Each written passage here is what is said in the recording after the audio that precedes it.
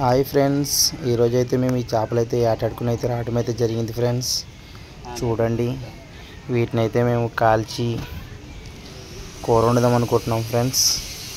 చూడండి, వీటిని కాల్చిన తర్వాత దీన్ని స్కిన్ తీసేసి దీని కండ ఓన్లీ సపరేట్ చేసి దీన్ని కర్రీ చేస్తాం ఫ్రెండ్స్.